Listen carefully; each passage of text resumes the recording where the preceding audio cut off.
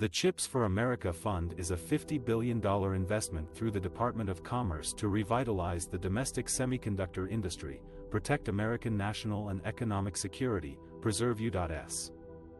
leadership in the industries of the future, create good-paying jobs, and build strong communities here in the United States. The CHIPS Incentives Program will target approximately three-quarters of the incentives funding, around $28 billion, to establish domestic production of leading-edge logic and memory chips that require the most sophisticated manufacturing processes available today.